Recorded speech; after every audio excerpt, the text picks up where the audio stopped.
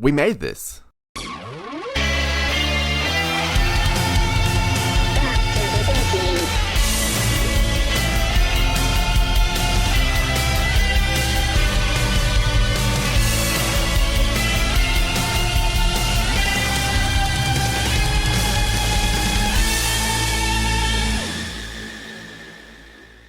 Welcome to Back to the Decade, the podcast where we rewind 10 years and reflect on pop culture of the time. I'm Thomas Adams, and for the first time in 15 months, I'm joined in the flesh by Nick Hoffman. What's up, man? It's good to see you. Face to face. Yeah, man. This is, been waiting for this moment for a long time. But we are in person. We're recording about the movies from July 2011. We got fried pickles in front of us. Yeah, we had some burgers and fries and some fried pickles. I think I told you earlier, I think this episode is the series of movies I've seen more than anything we've covered before. We got like a nice variety today. We got Captain America: The First Avenger, another Marvel movie because we're covering the 2010s, so we'll be talking Marvel like every 4 months for the foreseeable future. Horrible Bosses, a classic comedy of the early part of the decade, and then Crazy Stupid Love, a rom-com that we both happen to like a lot. I don't know how popular it is amongst the general public. I think it is. Yeah, I really do. Yeah, I think it's. I talk to people, they're like, "Oh yeah, great movie," but I just don't remember it being super popular at the time. Yeah, it's a real sleeper. Anyone I know in my circle knows it and loves it. And I'm a huge rom-com guy too. Like growing up being like a huge Cusack fan, and just those kind of movies just always, whatever. Tom Hanks, like Sleepless Seattle or You Got Mail or anything Cusack, or those kind of movies just really get me. Like I'm in, especially when they're as well made as Crazy Stupid Love. So you partner Gosling with Steve Carell, and really just go back to Gosling, and man, he's so charming. Like I mean, maybe not first, but like Cusack's obviously the first, but big man crush at the time. Huge man crush. Yeah. God, I love Gosling, and he just really, especially in that movie. That's the first time I think like he'd been popular in The Notebook, of course, but yeah, he has some weird movies like the. Like Lars and the Real Girl, yeah, and like stuff. Just some weird indie stuff. That was the first movie that was like just be a movie star wholeheartedly and let the charm loose. But star-studded cast. I mean, it's one of the bigger in terms of A-list power. Yeah, Julianne Moore, one of the Emma Stone, like everyone in it is super popular. Yeah, two of the best actresses in the last 30, 40 years. Both gingers too. Yep. Good casting. But what was I gonna say? Fuck. Yeah. I had a brain fart. I think we got really into. We jumped ahead and just really wanted to talk about Crazy Stupid Love right away. That's what's freshest in my brain because I watched it today. But yeah. Before we get into the movies, let's see. Do we have anything else to talk about today? I know you've been seeing some movies lately. I mean, there's some good modern day content. We don't want to talk about it too long, but obviously really good stuff out there right now. More recently would be Loki, which I'm absolutely in love with. Just finished. I finished that as well. Best MCU TV show so far. Oh yeah, hands down. And then I did just watch Quiet Place 2, which we'll get to talk about in 2031, but fucking great movie, man. I was very pleasantly surprised by how good I thought it was. Yeah. I thought it was just really, really top notch. I already love the first one. Hard to surpass. Any movie is hard to. The sequel's hard to be as good, if not better, than the original. And man, this one did that. And wow, can't wait for the third. And I heard on my recommendation you checked out the Bo Burnham special. Oh my god, yeah, dude, that was fantastic. Right up my alley. I just keep telling people to watch that, and everyone's just like, damn, like it's not what you expect out of a comedy special. It just has some elements to it that are like, you laugh, but you're also kind of depressed a little bit because it's pretty dark and serious about the state of the world these past few months. But yeah, I'm a big Father John Misty fan. Have been for most of his like solo career or whatever, and a lot of that tone in the Bo Burnham special, and sure. also like a sort of a modern day twist on like Weird Al, kind of thing. So yeah, I really enjoyed it. I think there's a joke in the special where he's drawn a Venn diagram on the whiteboard, and it says Malcolm X and Weird Al, and then in between he says me. I didn't. Yeah, that's funny. I didn't catch that. Joking about his place in the world.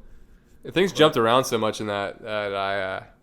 Yeah, it is jarring. I mean, the whole thing he edited himself. It's really impressive work of creativity. Highly recommend that. Yeah. There is one thing I want to talk about. I went to the movie theaters and I saw F9. Oh. Now, listeners, punch it on your keyboard, folks. F9. You go to your keyboard, you type the F9 key, and immediately the movie starts playing for you. Listeners, remember we talked about Fast 5 back in April, I think. Yeah. And we had a lot of fun kind of dogging on that movie. But I was like, you know what? If I'm going to go see a Fast and Furious movie, there's only... I have to see it in theaters, as I mentioned back in our episode.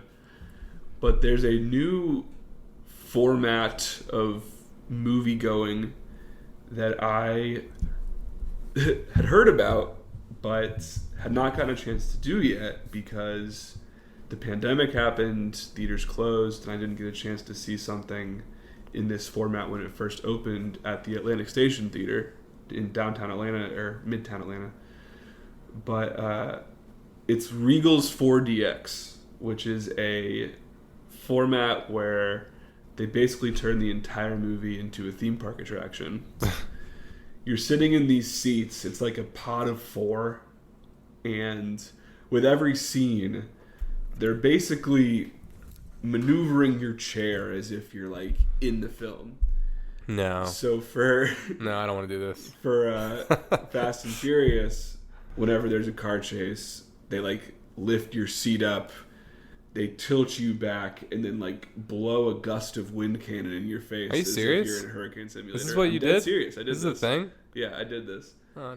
Because I'd heard about it, and I was like, I have to experience this at least once. And let me say, for the first 20 minutes, I had the biggest smile on my face. I felt like a child again. I was like, this is ridiculous. This is insane. I can't believe this exists. The movie has a car accident very early in the film, and they released a fog cannon in the front row to make it seem like the theater was on fire to match the theming of the movie.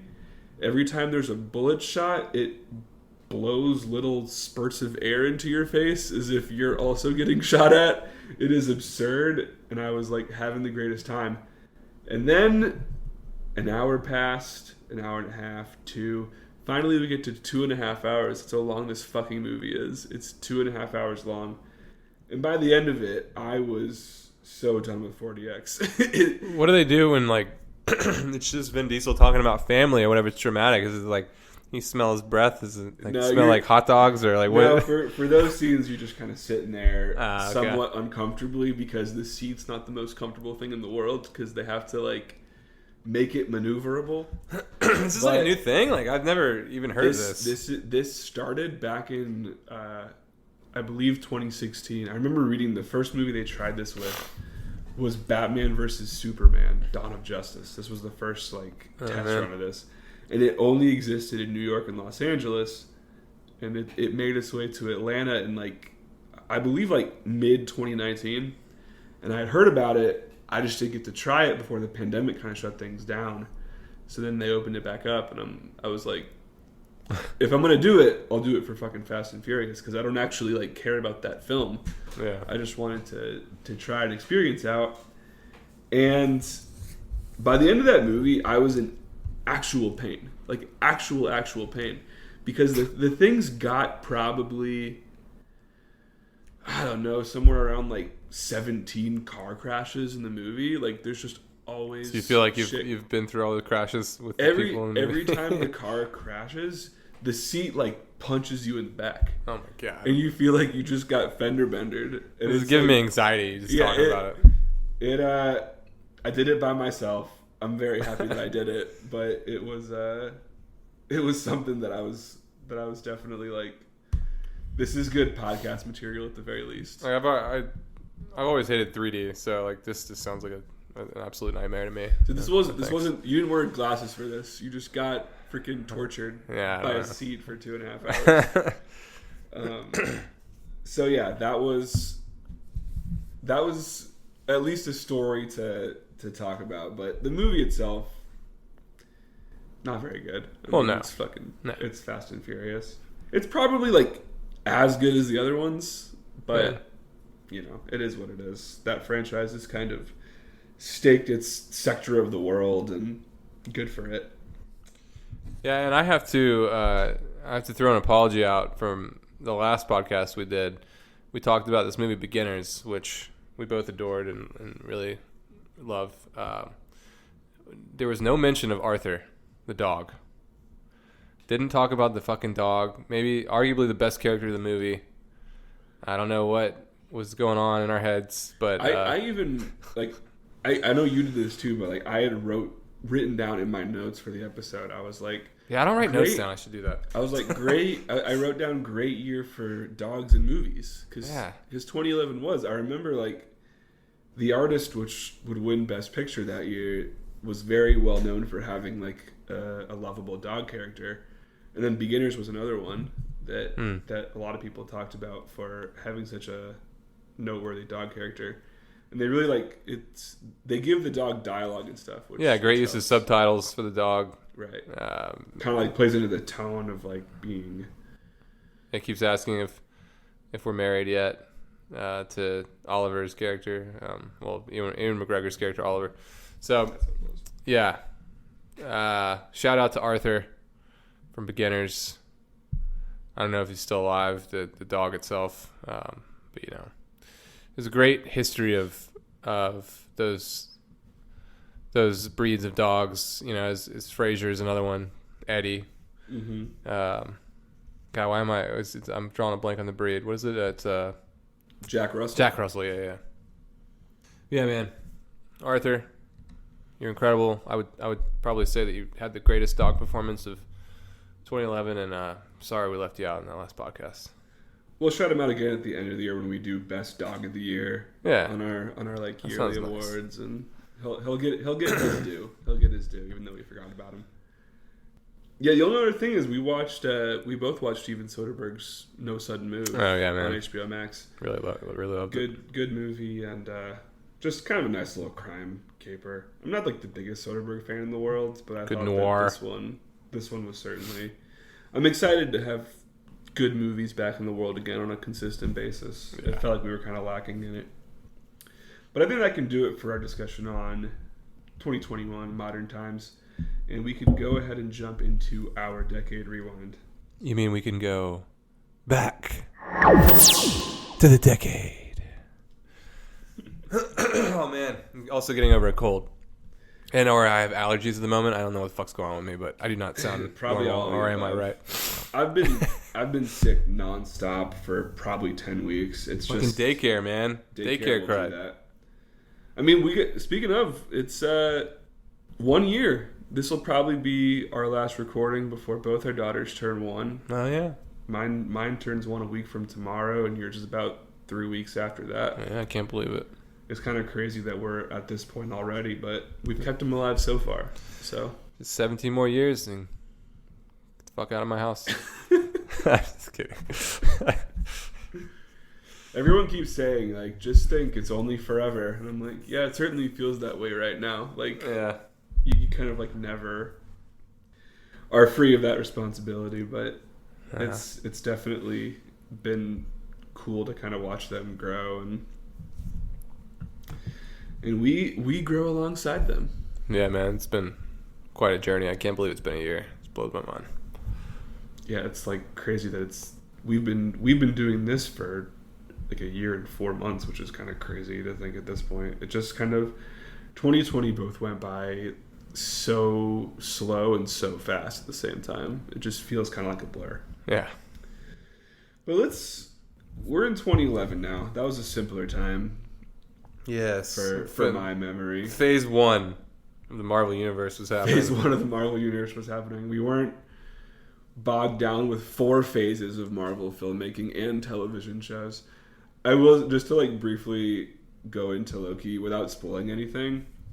When that show ended, I realized, like, fuck, these assholes are going to make me watch the TV shows too, just to know what's going on. Because it's not enough to just, like, have 4 movies a year that are telling us a singular, like, linear story. They have to do these shows now that are also going to tie into movies.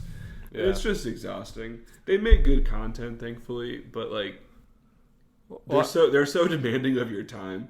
I think it's more so going into the shows part of it, though. I think we'll have less movies, more shows on Disney Plus, because I listened actually recently to a really interesting take on Bill Simmons' podcast.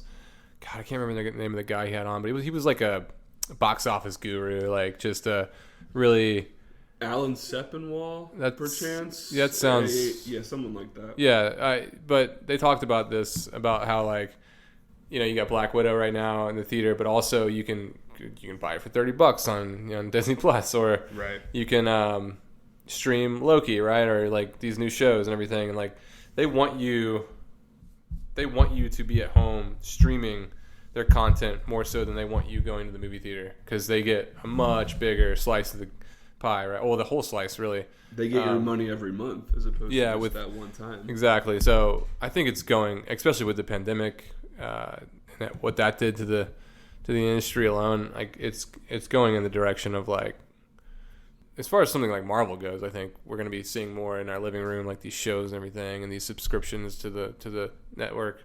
But and then I mean we're still going to go to the movies for like the big blockbusters or whatever. Or I don't think that'll go away necessarily, but it'll be like a stage theater, you know, where there's that subset of an audience that wants to be there on the big screen. Like I'm one of them. I'll go see things in theaters, but it's probably only going to be something that 10 years down the line it exists in big cities, but that's about it. You know, it's probably going to get phased out. Yeah, because I'm perfectly fine, to be honest, like watching anything in my den on my OLED TV, like it just looks amazing.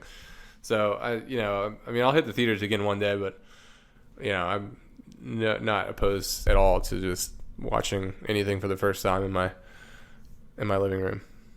Big problem for me is the attention span. It's just hard for me to like zero in on something. Yeah, it's nice to. There's just so much stuff going on, but that's a good transition from modern day Marvel back into Phase 1. Let's get into a review of Captain America, the First Avenger. Wars are fought with weapons, but they are won by men. You just don't know when to give up. I can do this all day. Our goal is to create a new breed of super soldier. How do you feel? Taller. Every army starts with one man. Captain America, in theaters July 22nd. This is the 4th film in the MCU, I believe. No, 5th. Because it was Iron Man, Hulk, Iron Man 2, Thor, Captain America. I think we differ a little bit in terms of how we feel about Captain America as a character. I'm going to let you go first. That way I kind of get your point of view before I go off on my soapbox about this movie. Yeah. Sorry, excuse me. I remember going to see this movie. I kind of felt the same way I felt about going into Thor. I was never like a huge Captain America fan. I always found his character very boring, very like blah, like, he's this very pure superhero that like can really do no wrong. All his morals are in line. I don't know. It bores me. I like when my superheroes don't have flaws, like, and they're just these like Boy Scouts. I had the same problem with Superman. basically this like perfect being, right, that comes down from whatever fucking Krypton or planet or whatever, and like he can basically do no wrong. He has every power there is. A really good person. I don't know. It's just like bores the shit out of me. So I had the same syndrome with Captain America, where I mean, it was an interesting take. Like I like the movie. I do. Like I really enjoyed the movie, and you get the like really awkward. Like I think I texted you as I was watching it again. The cringe factor with his like scrawniness. He's like this wimpy little like dweeb, man. Like he's so small. He looks ridiculous. 15 minutes, 20 minutes. And you know Chris Evans is an actor, and you know he's always been kind of like an action star or whatever, rom-com like heartthrob. But yeah, it's just so weird. And great CGI, like great effects. You know, if I didn't know who he was, I would just be like, oh, this is a scrawny little dweeb in this movie. But yeah, so he obviously has this heart of gold, this core of just like, since he's been bullied his whole life, he just has the perfect mindset to be this, basically, yeah, like, I mean, what do they call it? They were calling them super soldiers, is what they were trying to make in the movie, but the scientists that recruited Rogers was, you know, a man of also of good morals, and was not a fan of, you know, these like macho men bullying. So he wanted Steve Rogers for his personality, you know, you take a weak man who's basically allergic to everything, and but he has this drive to want to just be bigger than he is, or than a lot of people are, right? So yeah, I mean, you know, that character you're referring to, played by the impeccable Stanley Tucci. Yeah, Tucci, yeah. Tucci is the best. So I do like that, how they incorporated that. I don't know how the original comic goes, or if that's really how the story originally goes, but you know, it was a good take on the character. It definitely made me more interested in the film. And then just like all these Captain America movies, like with this one, and I know we're gonna really go into the other ones, but after this one there's Winter Soldier, and then there's Civil War, which arguably are the two, like, in my top 5 Marvel movies, while Captain America is like one of my least favorite characters in the Marvel universe.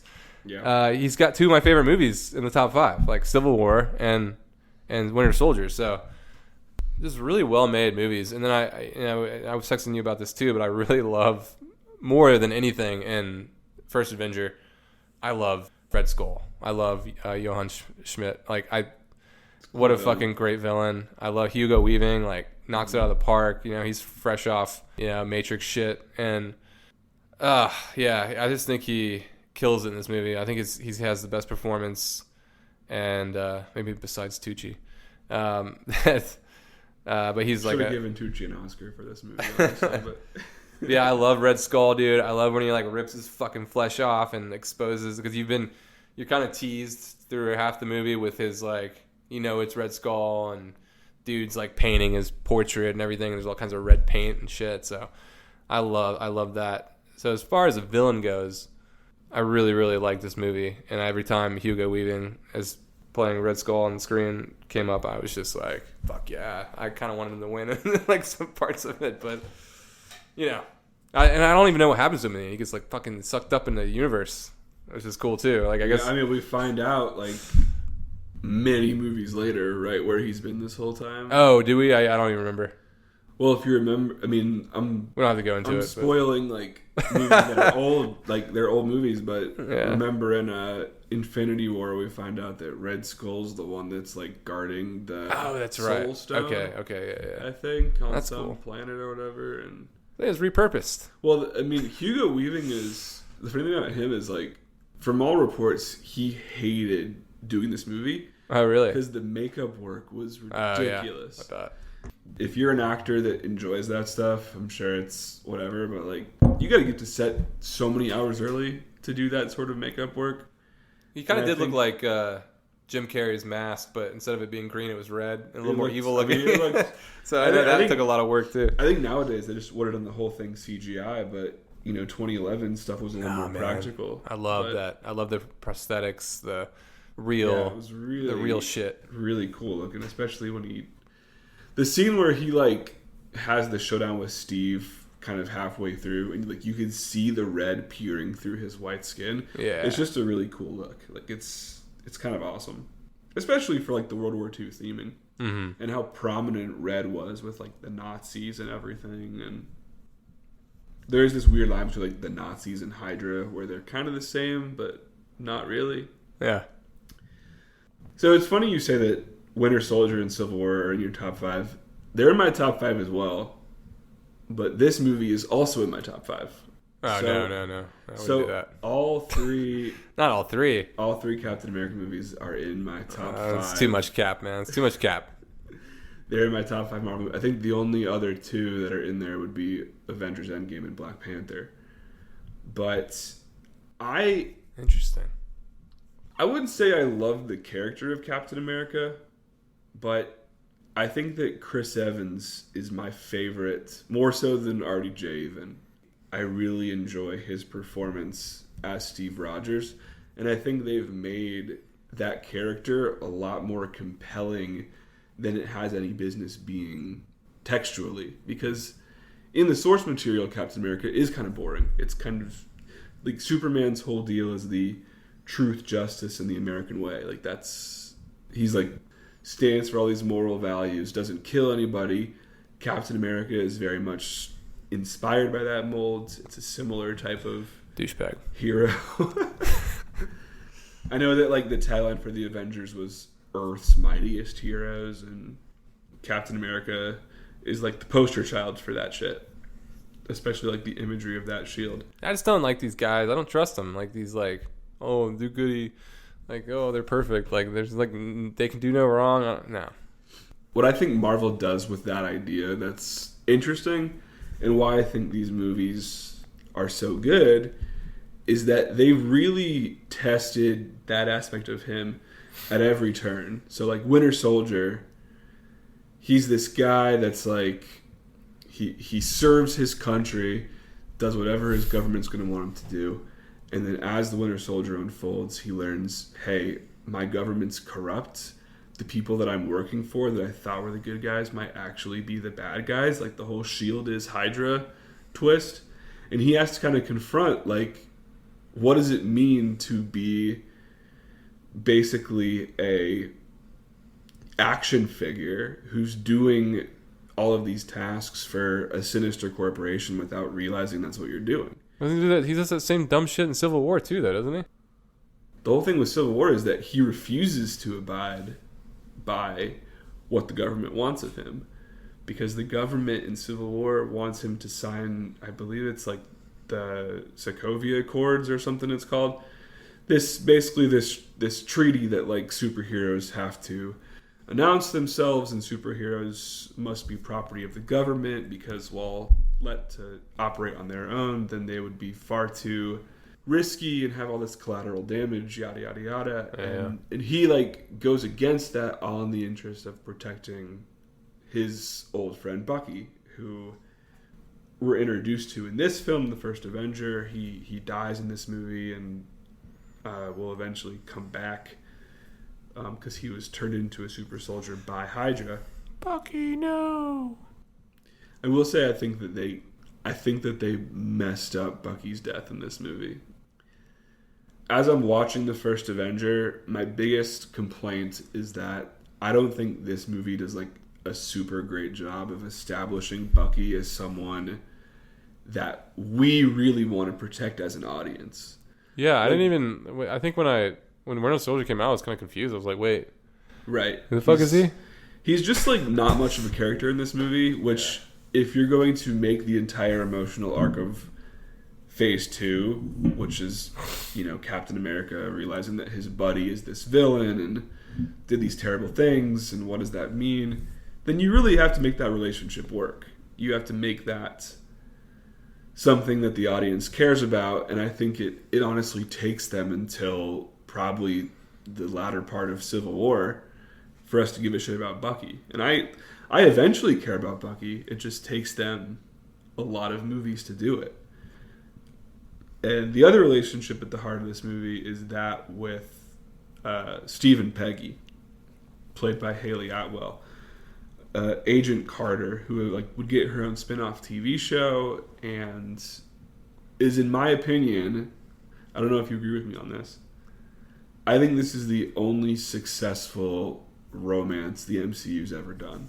I think that they are terrible at romance. I don't think any relationship they've tried to make a thing has really worked for me in terms of wanting those two people to be together. Well, you personally, you wanting them to be together, as an audience, because they have as an audience member. Because there's obviously Tony Stark and Pepper Potts, which I couldn't stand her curve in Iron Man 3, or whatever the fuck happened with her. It was so stupid. She becomes a superhero too. I don't know. And then there's Gamora and Star-Lord. That's kind of nice.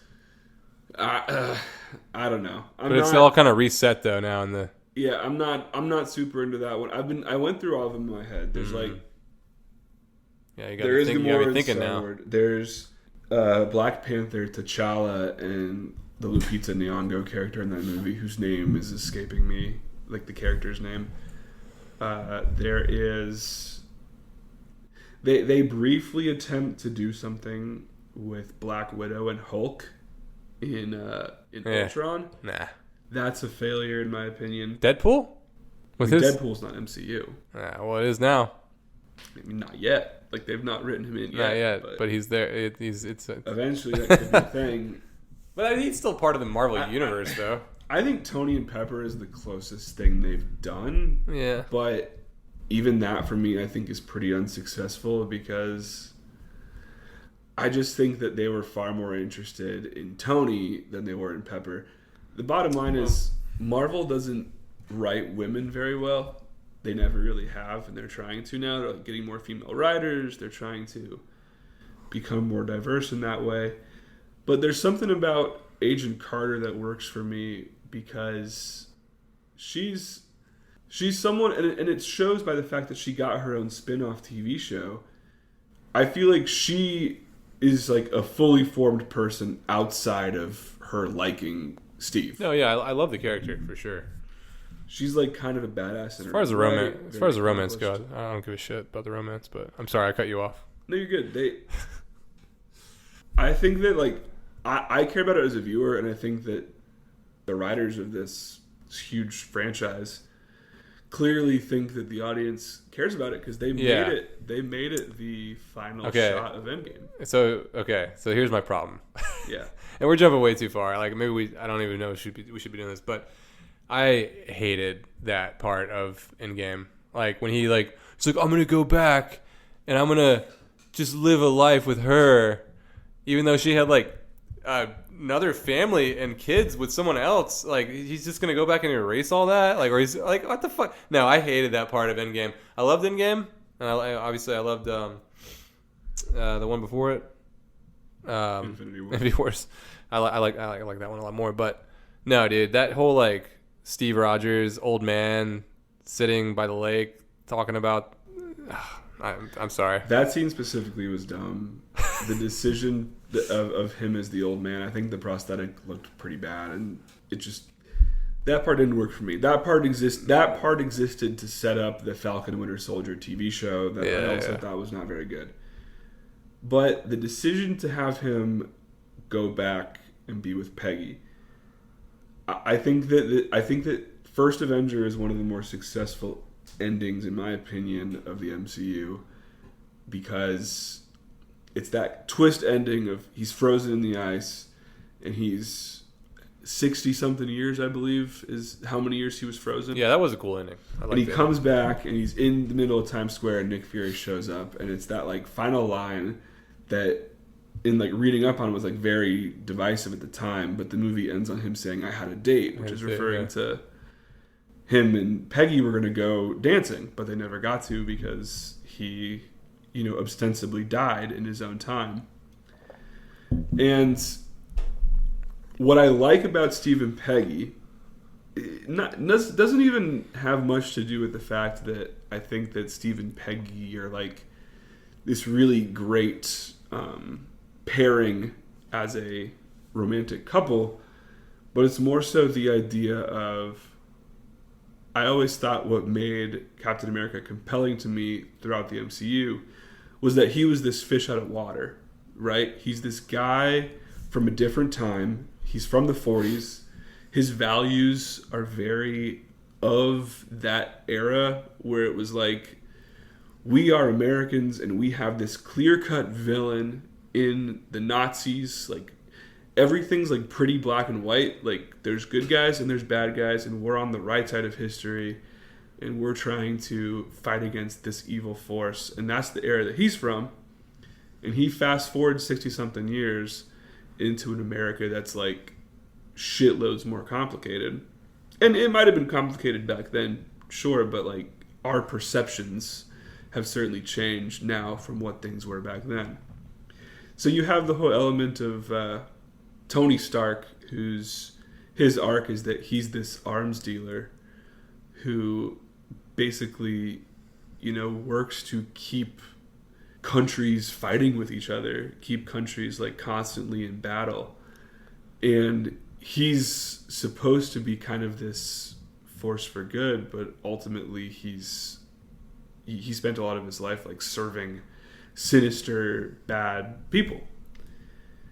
And that's why I think Civil War is so good, because it's this guy who spent his whole life as the Boy Scout who's realizing that, hey, I think I maybe need to do some shit that's a little bit off the book this time.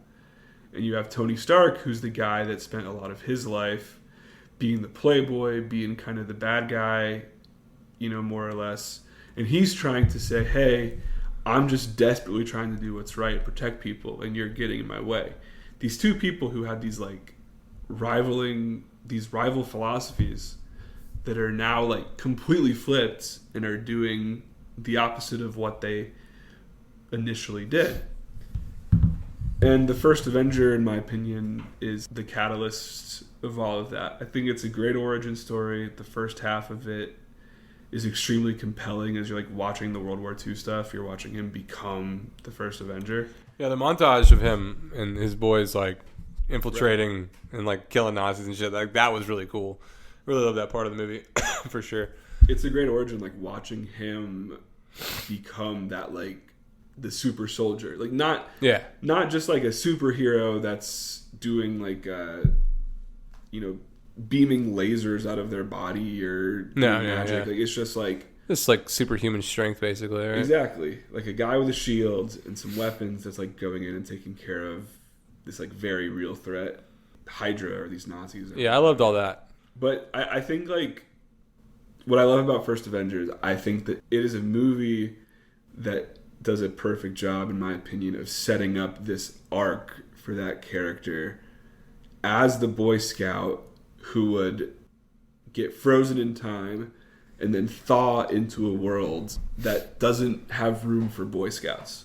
So much so that Tony Stark and him are constantly fighting. There's a whole scene in the first Avengers movie where they're in a boardroom and I forget what the line is, but Stark says something to him about him being like this perfect thing and how fucking annoying it is that he's like, how fucking annoying it is that you're right all the time and you can't be wrong or whatever.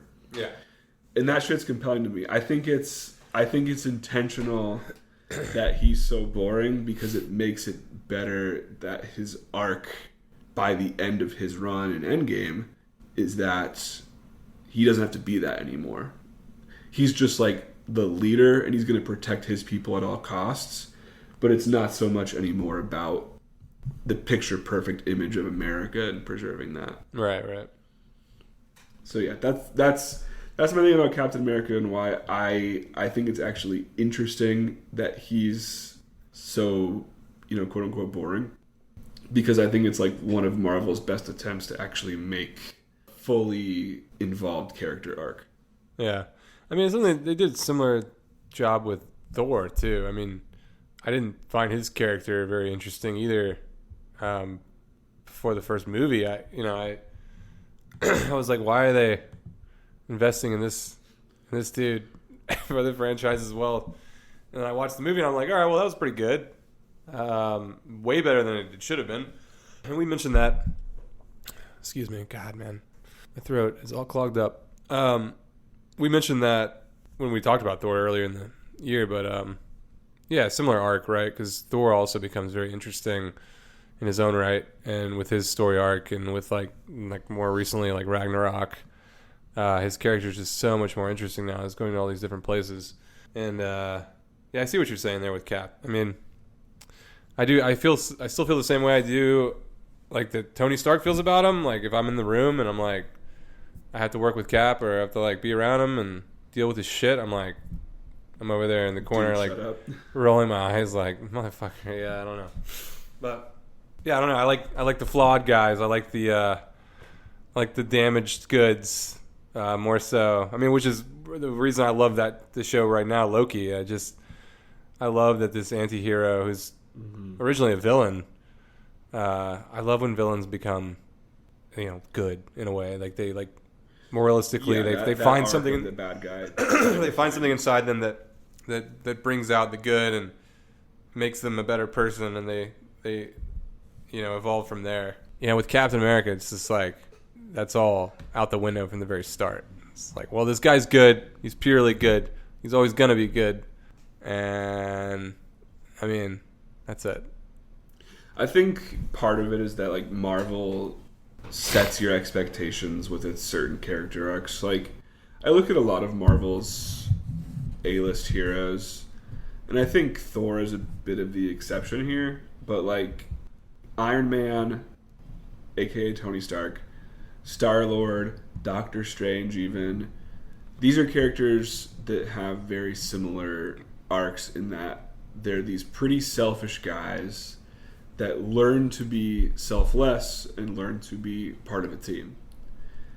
And what's interesting about Captain America, and I think to an extent Thor, is it's the reverse of that. It's this completely selfless and like flawless person that's like annoyingly perfect that has to eventually learn that there are moments where they're going to have to be self-absorbed. Yeah. They're going to have to put, and they'll like, it's kind of like a moral dilemma. Like in Civil War, I did love when he shows up in Civil War towards the beginning and with the beard. I mean, that was, or in Infinity War, you mean? Was that Infinity? Yeah, when he has the beard in Infinity War.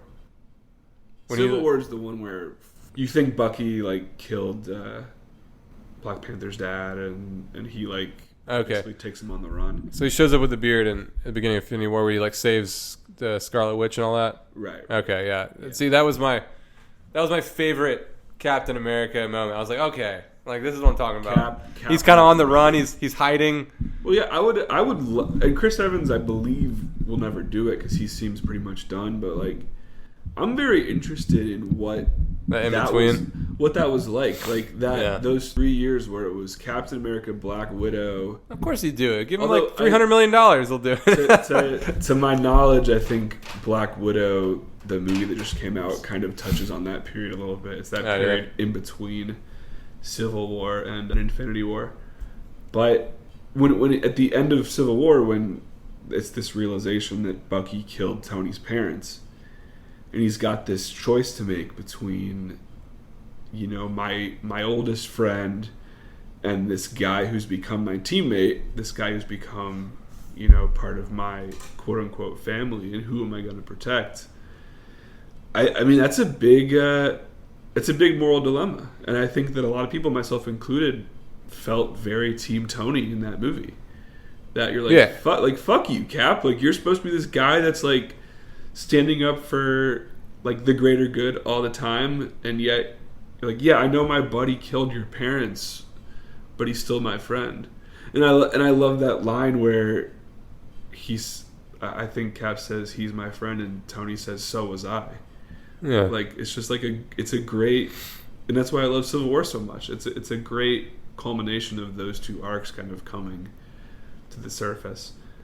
I think that Iron Man and Captain America are the greatest jobs that Marvel's done of developing a character, and I think that that's why those two meant so much when Endgame, Yeah, you for know, sure.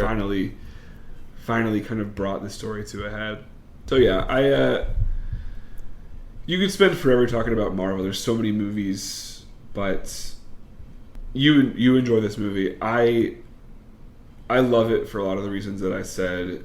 That I think that like the performances are great. There's so many good characters in this. I even like Tommy Lee Jones, who's so clearly like phoning this in. Like he just seems like he doesn't want to be there. But part of what makes him great is that he always seems like he doesn't want to be there. No, he's pretty great in this. Yeah, He's just kind of like a grumpy dude. it was one of his last like really pretty good performances. Yeah, He's just like he's kind of a great guy in that role of like the person who just doesn't believe that what's happening should be happening and is pretty grumpy about it. Even like the side characters, the Neil McDonough, who's someone that like I like a lot. He's playing this like World War II fighter with this like big curly mustache. yeah. Kind of a handy performance, and it's just I was gonna call it Dominic Cooper as Dominic Cooper, as Howard Stark. yeah. I really enjoyed his performance. It's just cool seeing because you know we all know Tony. We know Robert Downey Jr. is Tony Stark, and Right. it's cool seeing his father I think they'd eventually recast him. close to the same age.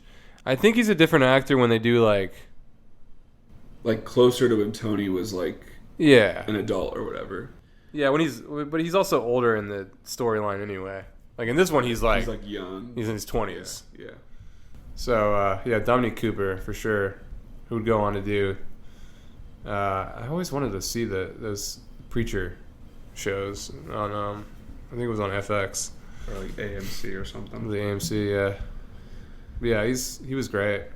Yeah, I always thought. I think what I like about the Cap trilogy in general is that, as fun as Marvel can be, it always gets when it gets a little like galaxy brain and everything is like super sci-fi. It becomes a little bit harder for me to attach emotionally. The 3 Captain America movies I think are the most human. Like it's the most like grounded in our reality. It feels like it could be a story that's told in like the world we know. And that's what I've always kind of loved about him. yeah. Then last one, Toby Jones, fucking As like the henchman, or like the scientist, I believe. yeah. He's great.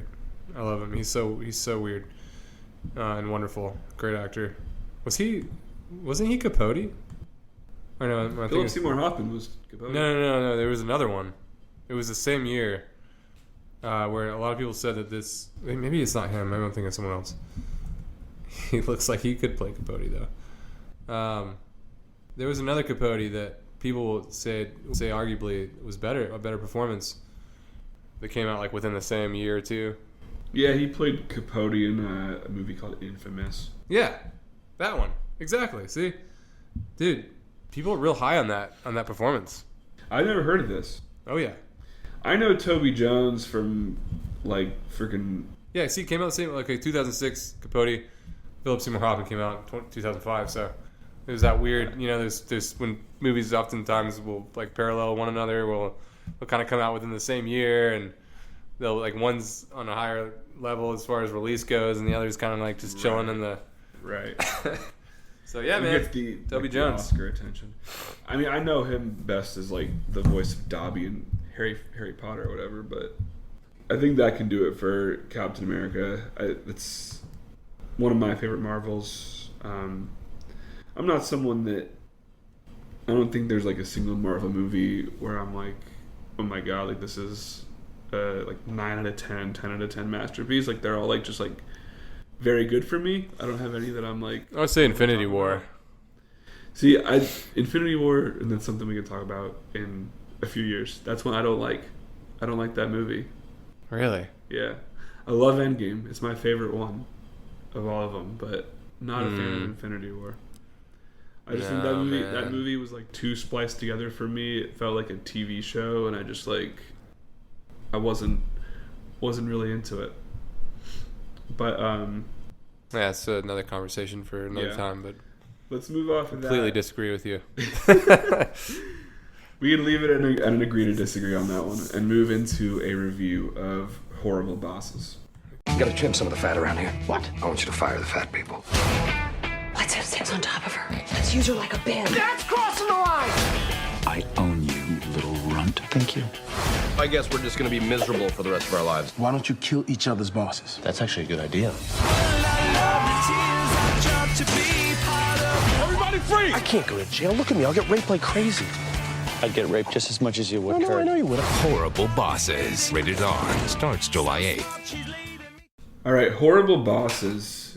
This is a movie that I saw like 3 times in theaters. The 17, 18-year-old me was very much into the humor of this movie, which I will say, watch this movie again. Still like this movie a lot.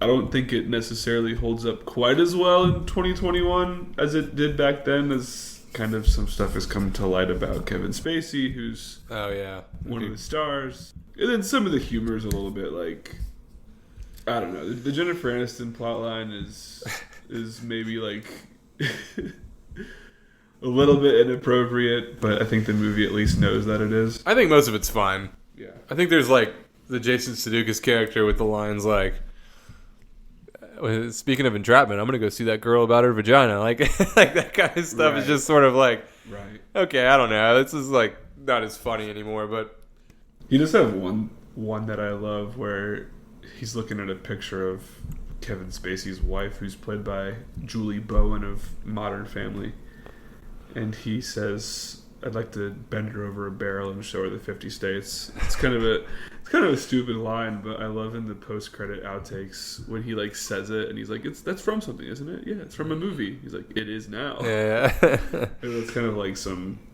he's always been good at that like outtake stuff. Yeah, for sure.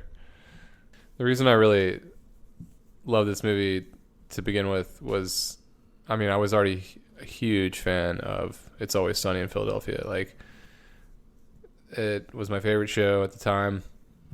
I guess, you know, being 10 years later, I wouldn't say it's necessarily my favorite show anymore. But if you go back into that era of Sunny, like from like the early 2000s to like the early 2010s or whatever, man, like it was a golden era of that show. And obviously Charlie was real hot. Charlie Day was real hot off playing the character Charlie Kelly, and It's Always Sunny. So basically he was brought in to play more of a toned down character of that in Horrible Bosses, which he does a great job. Big fan of Charlie Day. I think he's a brilliant comedian, like just incredible timing with his acting and the way he delivers jokes, and his physical humor is just so funny. And I saw immediately as like Horrible Bosses was just a prolonged, 96-minute episode or whatever that running time is of Horrible Bosses of It's Always Sunny episode. It was the same thing. It was like they just replaced. Bateman is basically is Mac, and like and Sudeikis is Dennis. Like again, like more toned down, like likable characters. And man, I found it just missing a D. They don't have a D. Right. But I just found it hilarious, man. They're dynamic, and they obviously have great chemistry. I mean, 3 wonderful actors, and I mean, I've always been a huge fan of Jason Bateman. Sudeikis, I always thought was funny. Like, I wasn't necessarily a huge fan or anything, but Bateman I grew up with, like with the Hogan Family, and I loved his comeback with Arrested Development. I love his real life like story arc where he kind of got lost there in the mix in the 90s with drugs and alcohol and partying and all that stuff, and he admittedly like struggled with that, and really had this incredible second half of his career where he did, like, again, Arrested Development, and he started doing some of these really funny comedies, and now he's just gone on to do, I mean, the guy's like directing like great dramas like such as Ozarks, and Outsider, like the list goes on. I think he's a special talent, and always loved him. But yeah, mix him in with Charlie Day and then Sudeikis, man. I just like what a Bateman made such a living for himself by just playing that straight man opposite, like the zany comedic force. Yeah, that was his whole thing with Arrested Development. Well, I love his dry humor too, right? He's always thrown into something and he just kind of goes with it. And what's funny about Sudeikis is I feel like he's kind of similar in that he's like pretty sarcastic with a lot of his stuff, but he's also like kind of a wacky guy. Like he's sort of toes that line a little bit, whereas Charlie Day is like much more over the top. Like everything that he does is kind of like dialed up to 11, and like that's part of what makes him funny. He has that like high pitched voice where he could freak out a little bit. Yeah, there's that great scene in the movie where he they accidentally do cocaine, and he's kind of like all dialed up on cocaine, and the Kevin Spacey character starts having an allergic reaction to some peanut butter, and he saves his life with an EpiPen. Did we even go into the Kevin whole, Spacey of it? Well, no, the whole point of this movie, like what it's about. Oh, do we? Well, yeah. For people that haven't seen it, it's pretty self-explanatory. The bosses are horrible, and it's three men that want to kill their bosses. Yeah. So. And they're like best friends. I'm actually glad they all have terrible bosses. I'm glad you made me do it because it's like gonna bring me to my favorite performance in the movie, which is Jamie Foxx's Motherfucker Jones. Motherfucker Jones. I love how like he's so funny to me as that guy who's like they think is this badass thug that's gonna be an assassin for them, but really he's just kind of an idiot that got arrested for bootlegging a movie. Well, and it's total like racial profiling too, right? It's like that part of it's not so hot either. But I mean, it's funny, but they address it. Right. Like they're clearly like staging it as that. Okay, these three white guys walk into a, what they were like, take us into the most dangerous area with the most carjackings or whatever. So, yeah, obviously there's like predominantly more black people than anyone else in the bar, and like they're just assuming that this black guy who, he knows how to murder someone. So, but see, that's why the comedy to me like is still okay and it ages fine for the most part throughout this movie, is because they do address it in the movie. Like it's like they're kind of showing the ignorance and the stupidity of these characters, and like what I don't know. There's like a lot of people out there that probably at that time and still do like think that way in a sense. It's ridiculous. Like. Well, even the Jason Sudeikis character like walks up to the bartender and goes, "My man." Yeah, exactly. And puts out a fist. Exactly. And then he says some line about how I actually think our country disenfranchises you people. He's like, "What do you mean?" Like, it's just like really ignorant and stupid shit. And so, I think it was handled well as far as the comedy writing goes. Like, they knew what they were doing. So to me, it's not offensive, or it doesn't not age well or anything. I just think, obviously, would a movie like this be able to be made today? I don't think so, because people are still too sensitive at the moment with everything going on.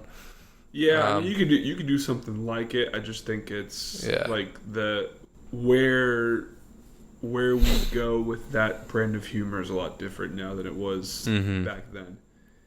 Especially, I think the whole Jennifer Aniston plotline probably doesn't exist today. Like I think it's funny to an extent, and I think that Aniston actually plays it quite well. Oh man, she's so good. She's really so good at it. Well, that's why it's so unique, though, is that like typically it's the other way around. It's the male. Well, that's the joke. That's what they're trying to make a joke out of, and the whole thing is like Charlie Day's getting sexually assaulted, and everyone's like, "What's the problem?" Like they think that it's a man can't be sexually assaulted. Like she's super hot, so if she wants to have sex with you, then just have sex with her. It's like, your problem. Oh my God! Like, stop talking about it. Like, you should just have sex with her. Right. Like, that's what the whole joke is. The whole movie is like. But she does some really awful things, such as drug him to the point of being unconscious and pose with photos on top of his naked body. Crazy blackmail. Just like stuff that's. And she's groping. She's groping patients. Yeah. Yeah.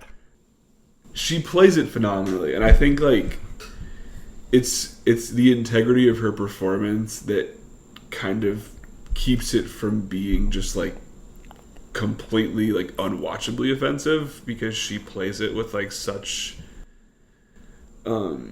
she plays it like with such a fine line and balancing act about like making the humor kind of sneak in there with the really abusive behavior. And I gotta think it makes the average male like really uncomfortable to watch. Like, yeah.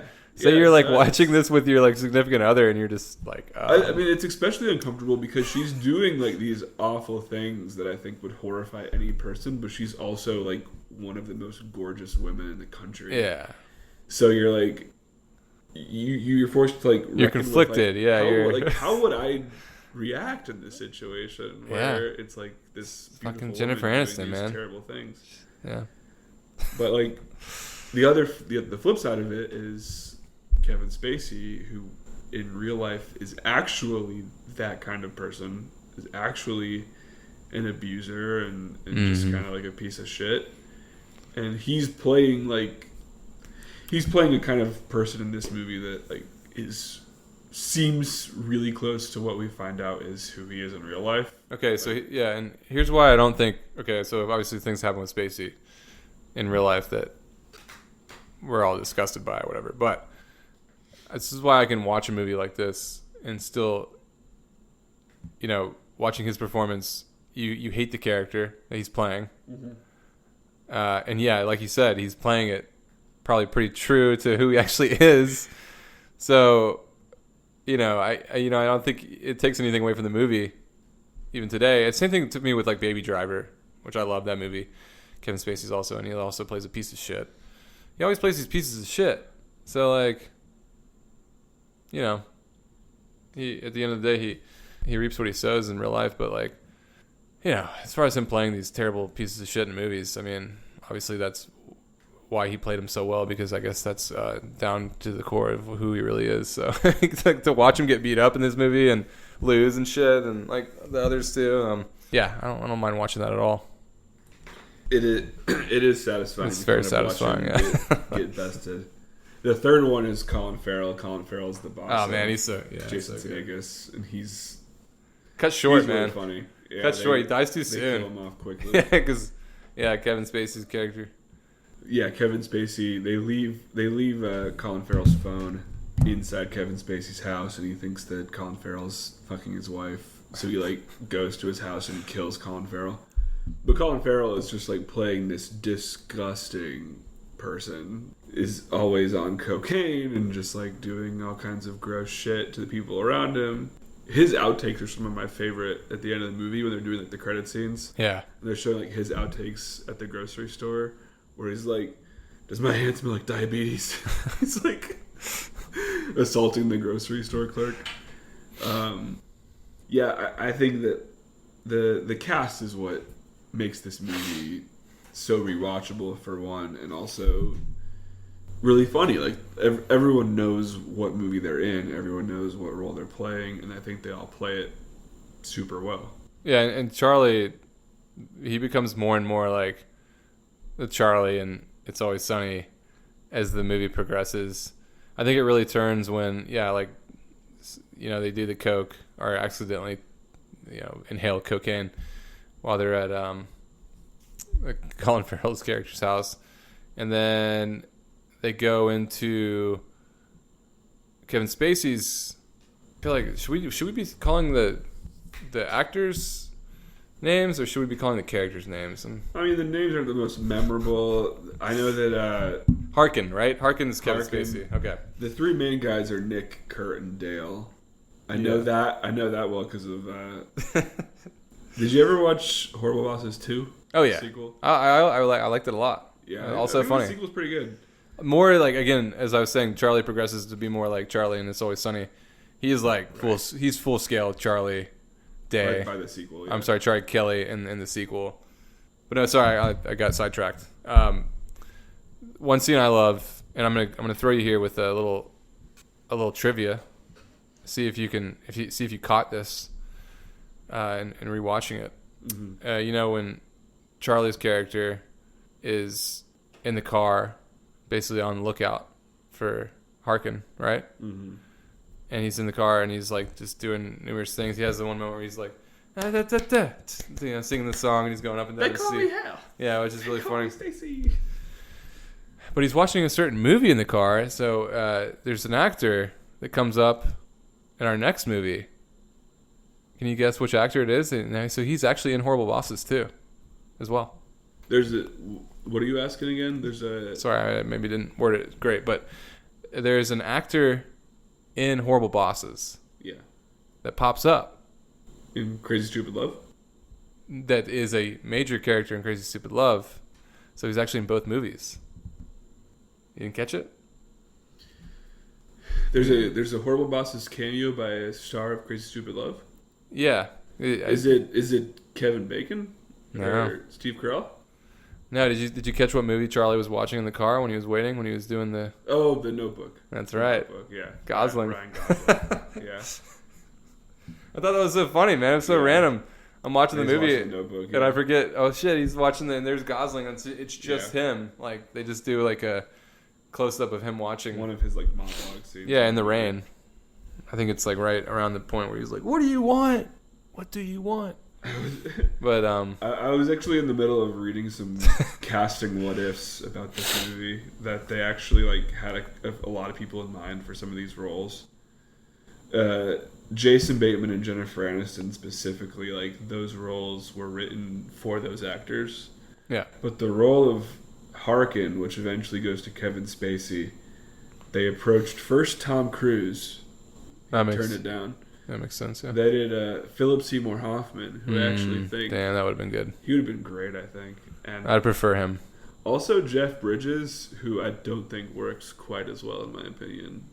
He's not mean enough. Yeah, I don't know if Bridges... He's too likable. He's like just so charming that it'd be hard to be like super afraid of him. But Philip Seymour Hoffman, oof, that would have been perfect.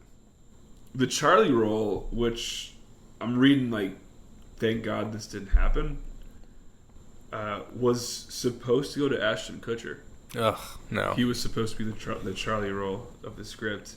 Yeah, I'm glad. Which I just don't think, like the manic. I mean, it's a different movie. It's a completely different movie if you have Ashton Kutcher as that character, because like the manic nature of Charlie Day is what kind of sells that character of Dale and gives it that like It's Always Sunny type of feel.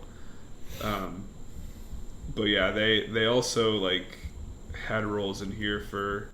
Again, Ashton Kutcher he's also too likable in my mind. I see he's got this sweet face, and he's I mean, you know, he's just Ashton Kutcher. Every movie he plays, he's that same guy. Well, like it's too one-dimensional. Like I feel like Ashton Kutcher is almost too close to Bateman, where it's like if you're gonna put him in a movie, like he's the straight man. Like I know that in That 70s Show, he very much was kind of like the crazy, zany character that was out there, but like that's not who he evolved into like as a grown-up performer. It's almost like you were casting Ashton Kutcher off of who he was in the 90s versus like what he is right now. Or even back then, like he doesn't really act much anymore. But yeah, they also like were negotiating with Owen Wilson and Vince Vaughn to potentially do, like it was going to be like Bateman, Wilson, and Vaughn, which I think is also a different movie, but what they end up with works really well, I think. Like, the dynamics are very well balanced. Anything else we want to say on this movie? Beyond like, I mean, it's just really funny. Like it's something that, you know, I understand people that potentially this humor doesn't work for them. I think it's a specific brand of humor that, you know, might not work for some people, but depending on who you are, I think that it is extremely rewatchable. Yeah, I mean, I loved. I mean, there's a lot about this movie that I love. I mean, you mentioned Motherfucker Jones. When that scene when they're in the bar after they've agreed and they bring him the $5,000 in a suitcase, which is a very small amount of money for a suitcase. They keep addressing him as motherfucker as they're talking, like having a regular conversation. That just makes me laugh. Like when they're like, motherfucker, it's just... What is your expected date of completion, motherfucker? Yeah. It kind of reminded me a little bit of, speaking of Jeff Bridges earlier, it had a very like Lebowski vibe to it, you know? Yeah. Like and then I do love the Julia Brown Julie Brown character. God, I just butchered Julie Bowen. I just butchered her name. Julie Bowen, as Harkin's wife, like who's clearly like sleeping around on him, and it's one of the reasons he's so angry all the time. When her and Sudeikis hook up at the party, like that shit was hilarious. Yeah, that's a frustrating scene because him doing that is like why they don't get the recording of Harkin confessing to the murder. Yeah, it's certainly a movie where it's like your balls are so smooth. They just, and I mean that's the point of like the comedic nature of the film. Like the guys make so many dumb choices at every turn. Like Bateman is in the car when Harkin drives up and murders Pellet, the Colin Farrell character, and he just like speeds off like a maniac, runs through a red light. Yeah. Eventually gets arrested for the traffic violation, and then gets questioned in his relation to, for one, fleeing the scene of a crime, and for two, like your best friend's boss, like who you're with in the car, like everything they were trying to avoid with their like strangers on a train plan, as they called it, they just walked right back into, and they like have to pretty much luck their way into getting out of it, which they'll again do in the sequel because of the Chris Pine character. Yeah, and I can't not mention too, just a quick shout out to Bob Newhart in the very end, who's a legend. And my wife Kat is like a huge Bob Newhart fan, and I forget that he pops up at the very end of this movie. Like he's basically Kevin Spacey's character is out of the picture, and now he's the twisted old fuck. Yeah, exactly. Now Bateman is like the president of the company, but the only other person above him now is Bob Newhart, and he's got like a guy, like whatever, intern or someone locked in his trunk, and then he talks about him being a twisted old fuck. But yeah, you gotta love seeing Bob Newhart on any screen. So that was a pleasant reminder. I was like, oh yeah, fucking Bob Newhart shows up at the end of this movie. So I love that guy. Here's a fun little tidbit before we move on. Early in the film, before the Donald Sutherfield character passes away, who's the original Sutherland. Donald Sutherland. Jason Sudeikis' original boss in the movie before he passes away. A FedEx girl comes up and gives. Oh yeah, that's I when I saw her face, I was like, damn, I know she's. Oh wait, shit, that's right. She's married to the prince. She's Meghan Markle. Yeah. Holy shit. Meghan Markle. That's actually. Oh man, that's a lot bigger than I thought. She looked familiar, right? I was gonna remember. Yeah, that's so funny. Yeah, now she's. Oh my god, she's like one of the most popular news headlines objects, right? Yeah. I thought that was interesting. I'm like, oh shit, like that's a very recognizable face nowadays. Like if you pay any attention to the news.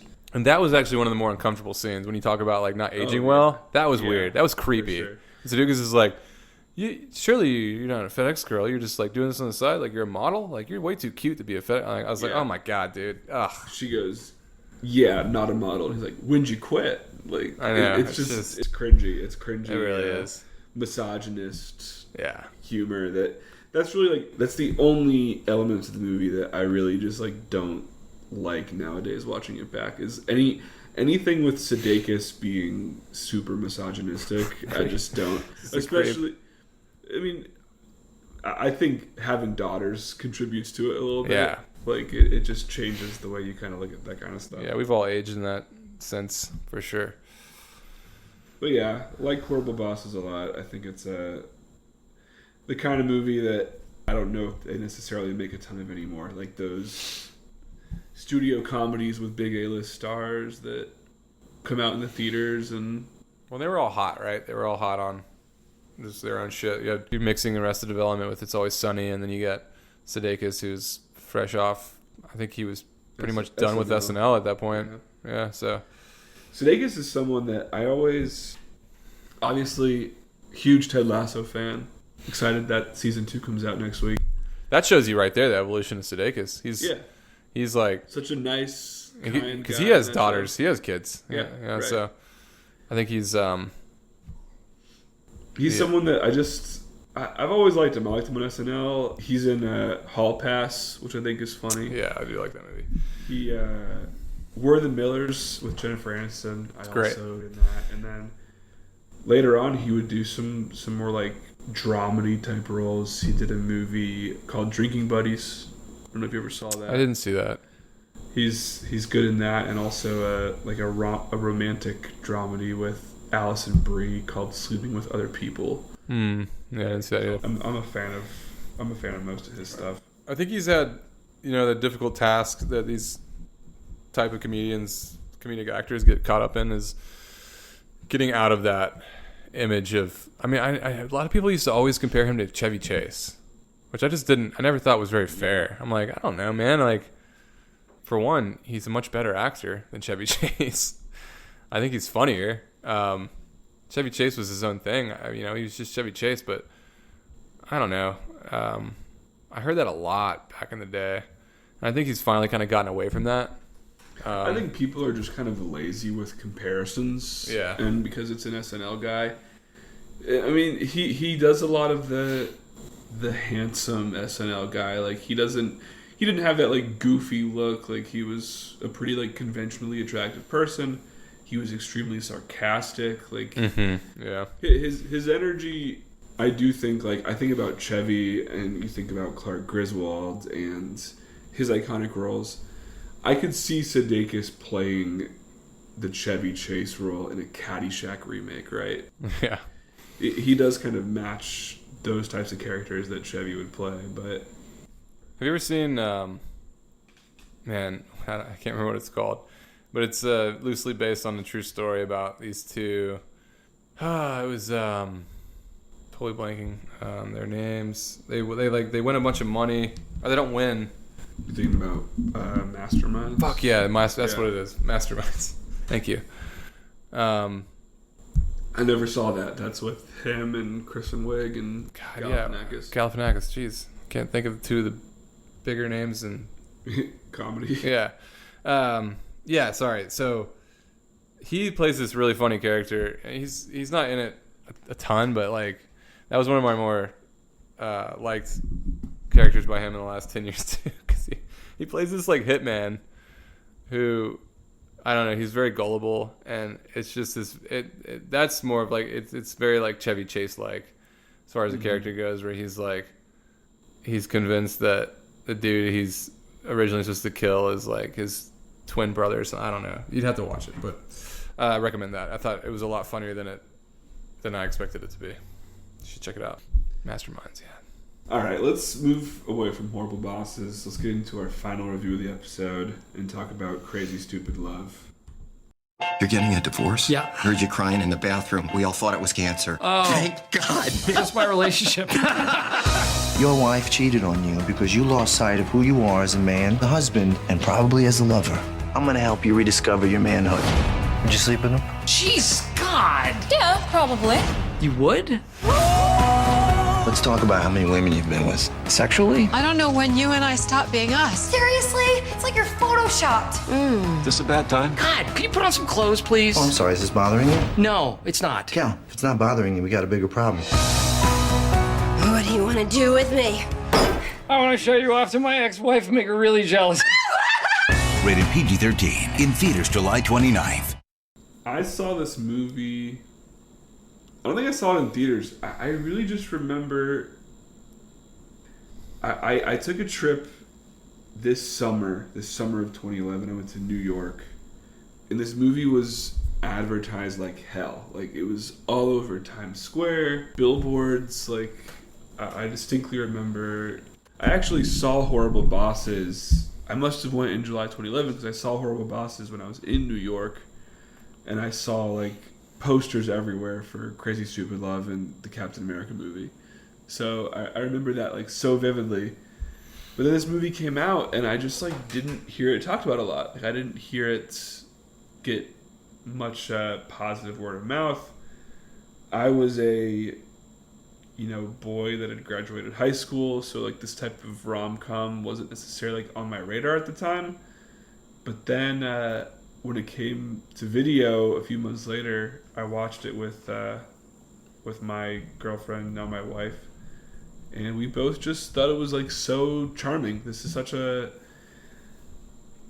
it's maybe not like a say anything or a, you know, one of my personal favorites is Jerry Maguire, same director, but it has a lot of that, like, that charm, that like nice story with some humorous elements about like very sympathetic people, and, you know, maybe some like elements that are, you know, treated more like twists that are, you don't see coming necessarily.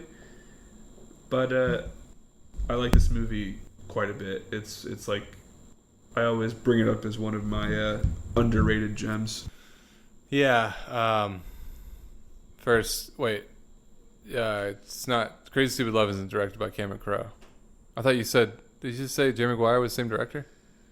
Jerry Maguire is the same director as Say Anything. Oh, it's Say Anything. Okay, Yeah, sorry. I got so confused. I brought up Say Anything. I was about to like have the biggest... Wait, did I miss this? That Cameron Crowe directed Crazy Stupid Love? No. That would have been great if he did, though. Oh, yeah. Okay. Cameron Crowe's career kind of like fell off a cliff I know. in the latter part of the decade, but... Yeah. No. Yeah, exactly. I'm a huge sucker for movies like this. So yeah, you mentioned Cameron Crowe, and then Cusack in general. This felt like it's a very Cusackian movie. I like to, as a term I coined myself, it's Cusackian. The Steve Carell character could have been Cusack. Yeah, it's just like, it feels like that's the natural progression of like a Lloyd Dobler. Yeah, I wish Cusack had played that role. That would have been cool. Even though I love Carell, but think about it, if Lloyd Dobler gets the girl in the end to Say Anything, and they end up getting married and having these kids, and like all these years later, like this is the movie that follows. Yes, I love it. Yeah, man, you fall in love with this movie immediately. It's just so, like you said, charming, and I love the opening credits, really, of all the people's feet at the bottom of the table, underneath tables, and they're all flirting with one another. They're all like, oh, this foot's touching this foot, and they're playing footsie and all that. And then it finally cuts to Carell and Moore's characters, who she's wearing these nice shoes, but he's got these New Balance 407s or whatever the fuck they're called that he's wearing with his like loose ass khaki pants and these 407s. Yeah, man, it's so perfect, and they're clearly like awkwardly, like forcibly having dinner with one another. They just don't even know what to say to one another. Like it's just, the chemistry is perfect. Really, the perfect casting like throughout the film. And we'll get to Ryan Gosling here in a minute, because he's just like, oh my god, I can't talk enough about him, about his character and like what he brings to this movie. But the chemistry between Carell and Moore is just so good, man. And they really, really sell that like struggling married couple. I mean, God, they've been married for 25 years, and they're only in their mid 40s. Yeah, they've only ever had sex with one another. They've never had sex with anyone else. They're high school sweethearts, you know, to the nth degree. Like, they're like the definition of high school sweethearts. And yeah, this is what you get 25 years later. They're very kind of cold to one another. They're lost. They're not themselves. They can't remember when they were themselves ever. Like, they can't even remember when they were who they were, you know, when they were first dating and having their kids. And I don't know, I'm sure those first 15 years or whatever just flew by from like whatever they met when they were 15. So yeah, once they hit 30, like, God, they have the kids. And just a really heartbreaking story to begin with, because Julianne Moore immediately kind of like gives you that gut punch of like, I want a divorce. What does he ask?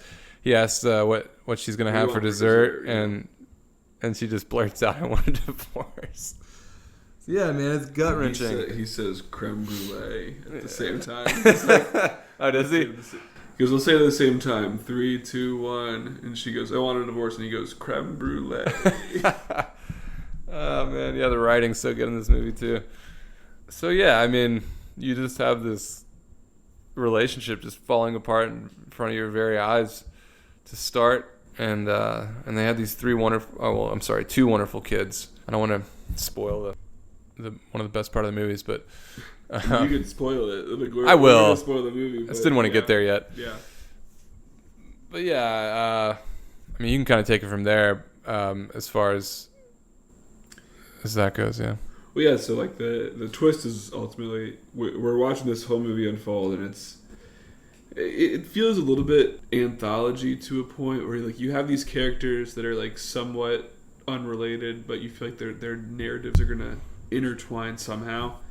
Ryan Gosling is introduced as this like playboy, smooth talking guy, and talk about like misogynistic objectification of women, and his character is a perfect example of that. But I think that his character undergoes some really important growth. He's forcibly misogynistic. He's acting in a way that he thinks he should act. He thinks that women want that. Like women want him to behave in a way in which like he's in control of them, or he's in charge. Like that's supposed to be him asserting his manliness or something like that. Yeah, he's like this guy in a bar, and he's hitting on Emma Stone, who's this lawyer in a relationship with recording artist Josh Groban, who's playing. Oh my god, like, that's Josh Groban. Who's playing this like dweeby nerd that so is funny. Such a kind of a wet mop, and someone that her best friend doesn't want her to be with. I knew I was watching it again. I was like, who the fuck is this guy? Like I know Josh Groban, voice of an angel. Anyway, man of many talents. Yeah, I guess so. He's Steve perfect in that role. Steve Carell kind of meets Gosling after he's like spending many depressed nights at this bar, like whining about how his wife cheated on him, and Gosling's like, I'm gonna take you under my wing. So we get to know Gosling better through this, and Carell is kind of... We gotta say the name, right? He keeps saying it and saying it. Gosling's name? No, it's Kevin Spacey. Oh, David Lindhagen. I'm sorry. Steve Carell. Not Kevin Spacey, Kevin Bacon. David Lindhagen, the guy that... Lindhagen, played by Bacon. David Lindhagen cuckolded me. I'm a cuckold. Yeah. I love that when it keeps cutting to it, and Gosling's just like... listening to him. Sitting back Jesus, like... fuck this guy. Like, there's something about him, like he says, he's like endearing. Like, yeah. He brings Cal is Steve Carell's character's name. He brings him, tells him, like, basically forces him like to sit down. I'm gonna buy you a drink. And just is just brutally honest. He's just brutally honest with him about like. I think there's obviously like I've caught this before in watching this, because I think I've seen this movie probably like, I don't know, at this point like maybe like 8 times.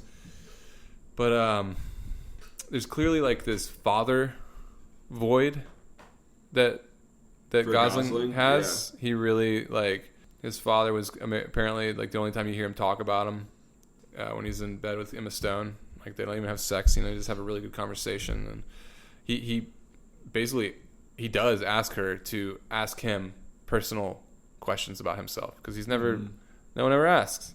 Right. So he has a small portion where he talks about his dad and how he's this really sweet guy, but he died a long time ago, and he was like too sweet for his own good. So this is clearly kind of like the sweet side of him that's coming out, and you get that with him taking on Cal as like his own personal like pet project, because I think he sees in Cal what he would have wanted in his father, like what he is missing in his life. Like that's the void. Yeah. Which he eventually, I think, admits to Cal, and like towards the end that like he... Right, it's this sweet guy that has clearly lost something in life. Yeah. And is just looking for purpose again, is looking for, a reason to get up in the morning. And there's something like really sweet about that part of the story, which is what makes the twist kind of upsetting when Gosling starts dating Emma Stone, and we hear a lot of talk about this third kid that Cal and Julianne Moore character's name is escaping me, but look at my trusty. I think I have it here. She's Emily.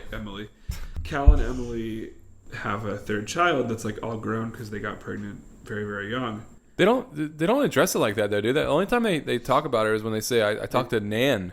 Nana. They call her Nana because I believe it's like the second kid they had couldn't say Hannah, and would just call her Nana.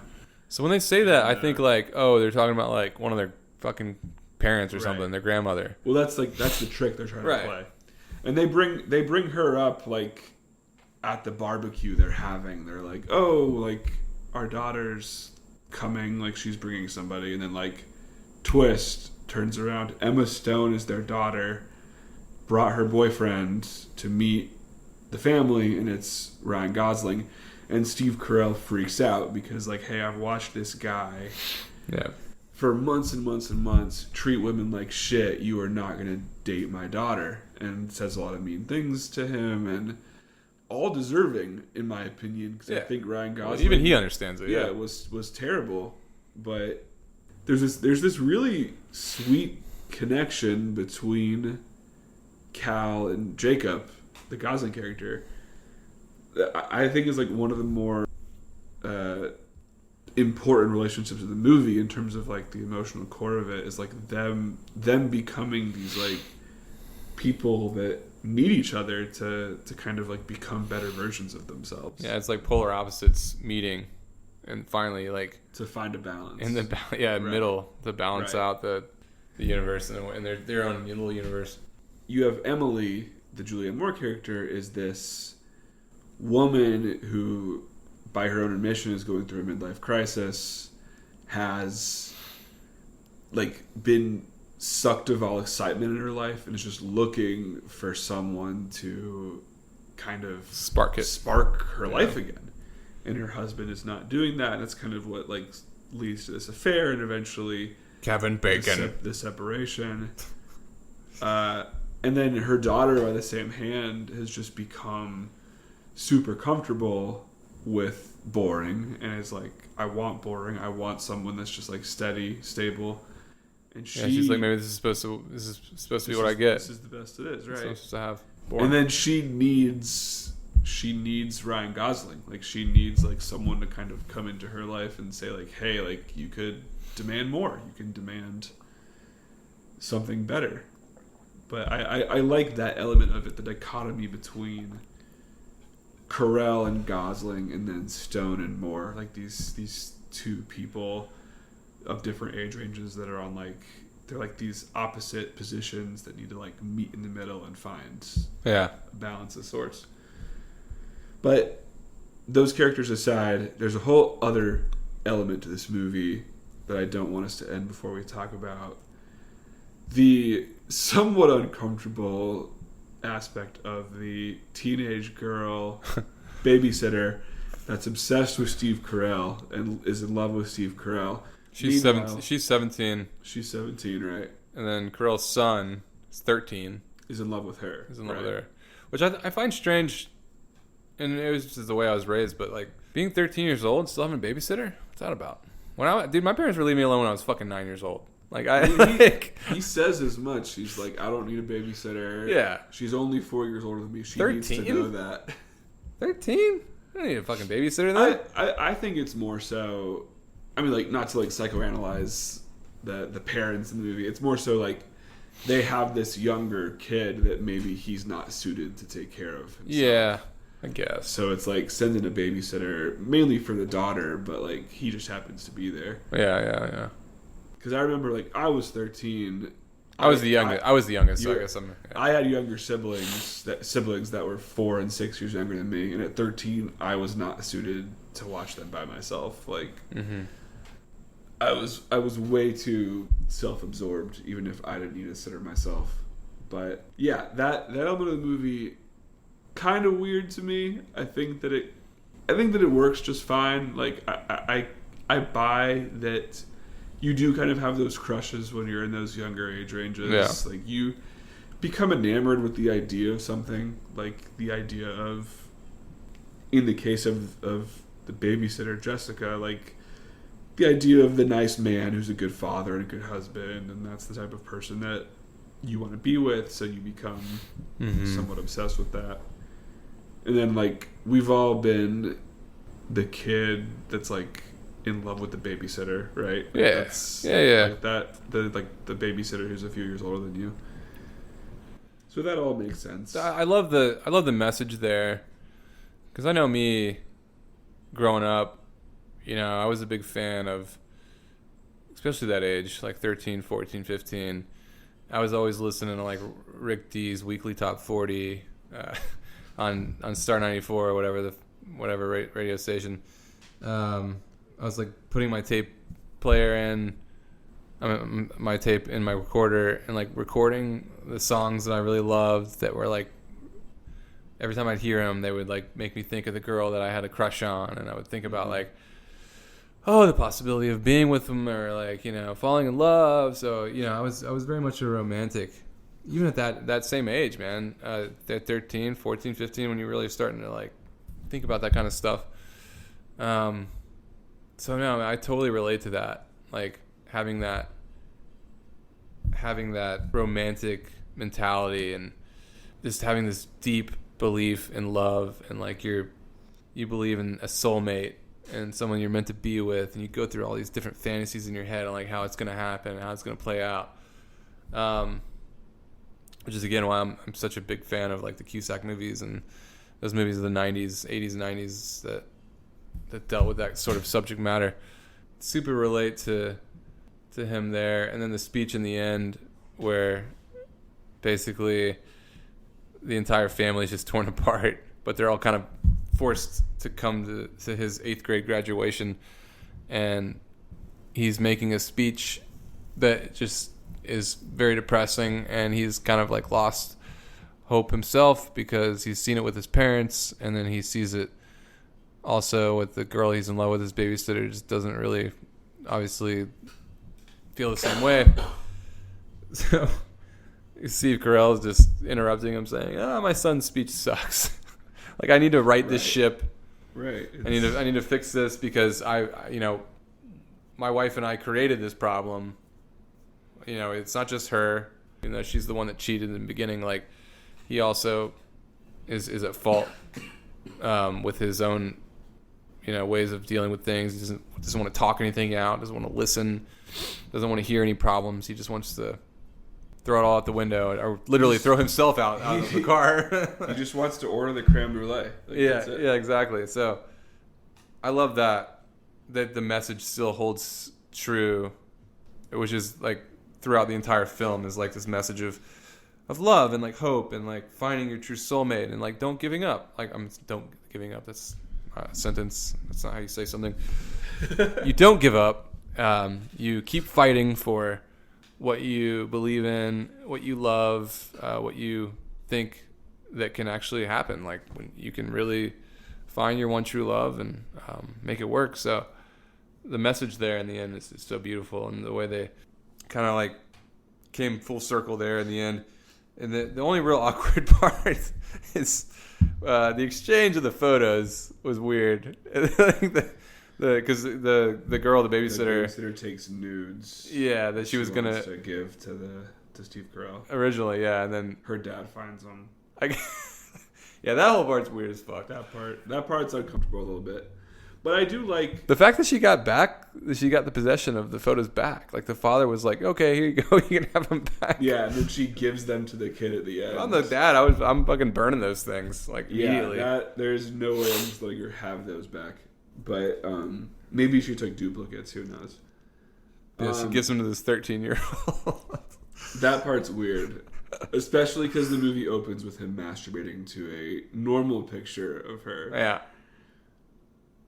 Yeah. She basically just tells him, "Don't give up. Like, don't stop believing in that like idea of love." Right.